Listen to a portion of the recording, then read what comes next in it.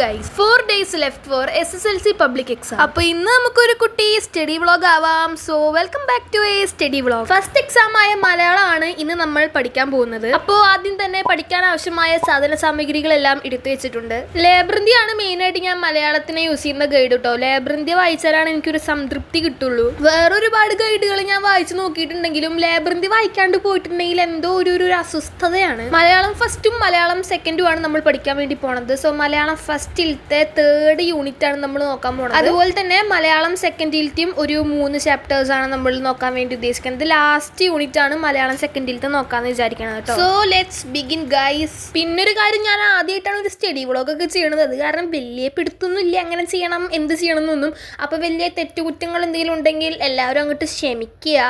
എങ്ങനെ ചെയ്യണം എന്ത് ചെയ്യണം എന്ന് വലിയ പിടുത്തൊന്നും ഇല്ല. പിന്നെ ഞാൻ എങ്ങനെ വിചാരിച്ചപ്പോൾ എല്ലാവരും പഠിപ്പ് മൂഡിലൊക്കെ ആയിരിക്കുമല്ലോ എക്സാമിനോട് എടുത്ത കാരണം. പിന്നെ എനിക്കാണെങ്കിലും വേറെ കണ്ടന്റ് ഒന്നും ചെയ്യാനില്ല. അപ്പോൾ ഞാനും വിചാരിച്ചു വന്ന ഒരു സ്റ്റഡി വ്ളോഗൊക്കെ ഇടാം അങ്ങനെ വിചാരിച്ചു. അപ്പോൾ നിങ്ങളെന്തെങ്കിലും ഇമ്പ്രൂവ്മെൻ്റ് ഒക്കെ ചെയ്യാണ്ടെന്നുണ്ടെങ്കിൽ കമൻറ്റ് ചെയ്യുക. സ്റ്റാർട്ടിങ് വിത്ത് മണ്ണും മനുഷ്യനും ഈ ചാപ്റ്ററിൽ നിന്നാണ് നമ്മൾ തുടങ്ങണത് കേട്ടോ. അപ്പോൾ ആദ്യം തന്നെ ഞാൻ ഈ ചാപ്റ്റർ ഒന്ന് വായിക്കാമെന്ന് വിചാരിച്ചു. എൻ്റെ ബുക്കിൽ ഒരു മാർക്കിങ്സ് നിങ്ങൾ കാണില്ല, കാരണം ഞാൻ ഈ ടെക്സ്റ്റ് ബുക്ക് ആദ്യമായിട്ടാണ് വായിക്കാൻ പോകുന്നതെന്നാണ് എനിക്ക് തോന്നണത്. കാരണം ഞാൻ എല്ലാ എക്സാമിനും, അതായത് ക്രിസ്മസ് എക്സാമിനാണെങ്കിലും ഓൺ എക്സാമിനാണെങ്കിലും എക്സാമിൻ്റെ തലേ ദിവസമാണ് ഞാൻ മലയാളം പഠിക്കാൻ വേണ്ടി ഇരിക്കാറ്. അപ്പോൾ മെയിൻലി ഞാൻ വായിച്ച് നോക്കാറുള്ളത് ലേബ്രന്തിയാണ്. ടെക്സ്റ്റ് വായിക്കില്ല എന്നല്ല കേട്ടോ, ഇങ്ങനെ മാർക്ക് ചെയ്ത് ഇങ്ങനെ പോയിന്റ്സ് ഒക്കെ മാർക്ക് ചെയ്ത് അങ്ങനെയുള്ള ടൈം ഉണ്ടാവില്ലല്ലോ. അപ്പോൾ ഞാൻ ലേബ്രന്തിയാണ് മെയിനായിട്ട് ഫോക്കസ് ചെയ്യാറ്. എനിക്ക് ഭയങ്കര ഇഷ്ടമുള്ളൊരു വിഷയമാണ് മലയാളം. എൻ്റെ ഫേവറേറ്റ് സബ്ജക്റ്റിൽ പെട്ടൊരു സബ്ജക്റ്റാണ് മലയാളം. എനിക്ക് എന്തോ ഭയങ്കര ഇഷ്ടമാണ് മലയാളത്തിനോട്. ആദ്യമായിട്ടാണ് ഞാൻ മലയാളം എക്സാമിന് തലേ ദിവസം അല്ലാണ്ട് 2-3 ദിവസം മുന്നേ പഠിച്ചു തുടങ്ങണത് കേട്ടോ. അതിനൊരു കാരണമുണ്ട്. കാരണം എന്താണെന്ന് വെച്ചിട്ടുണ്ടെങ്കിൽ മോഡൽ എക്സാമിന് ഫസ്റ്റും സെക്കൻഡും ഒരു ദിവസമായിരുന്നല്ലോ മലയാളം. അപ്പോൾ ഞാൻ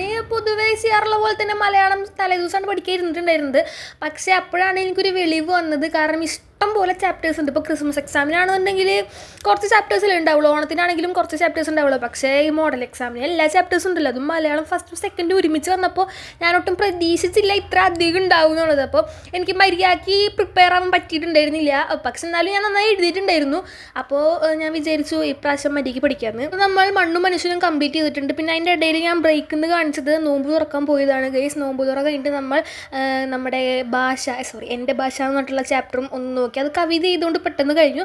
പിന്നെ 7:40 ഇപ്പോൾ നമ്മൾ ചരിത്രം രചിച്ച നാടകം സ്റ്റാർട്ട് ചെയ്തു. SSLC മലയാളത്തിൽ എൻ്റെ ഫേവറേറ്റ് ചാപ്റ്ററാണ് ചരിത്രം രചിച്ച നാടകം. എനിക്ക് എന്തോ അത് ഭയങ്കര ഇഷ്ടമാണ്. ഈ ചാപ്റ്ററിൽ നിന്ന് എക്സാമിന് വരുന്ന ക്വസ്റ്റ്യൻസ് ആണെങ്കിലും പെട ക്വസ്റ്റ്യൻസ് ആണ്.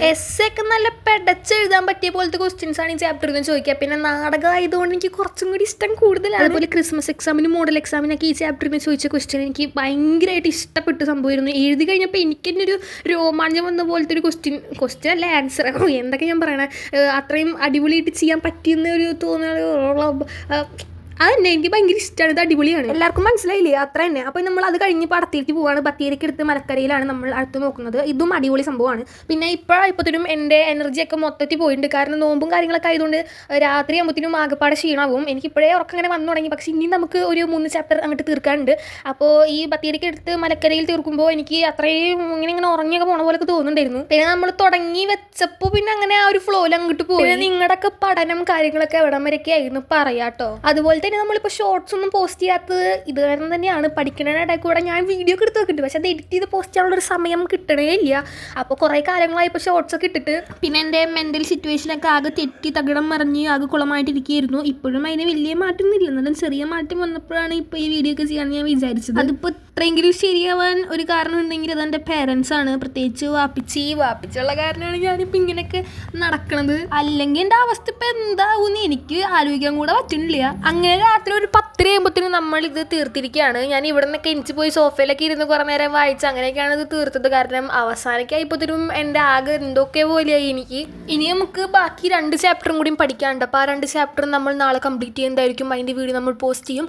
അപ്പോൾ നിങ്ങൾക്ക് വീഡിയോ ഇഷ്ടമെങ്കിൽ കമൻറ്റ് ചെയ്യാൻ മറക്കണ്ട. പിന്നെ ഇങ്ങനത്തെ വീഡിയോസൊക്കെ വേണമെങ്കിൽ കമൻറ്റ് ചെയ്യുക. പിന്നെ എന്തെങ്കിലുമൊക്കെ കമൻറ്റ് ചെയ്യുക. നിങ്ങളുടെ എവിടം വരെ പഠിച്ചു കഴിഞ്ഞോ, എന്താണ് നിങ്ങളുടെ ഇപ്പോഴത്തെ സിറ്റുവേഷനും കാര്യങ്ങളൊക്കെ കമൻറ്റ് ചെയ്യുക. അപ്പോൾ നമുക്ക് ഇനി കൂടുതൽ ഷോർട്ടും കാര്യങ്ങളൊക്കെ ആയിട്ട് കാണാം. അപ്പോൾ ഇന്ന് അത്രയേ ഉള്ളൂ. അപ്പോൾ ഓക്കെ, ബൈ.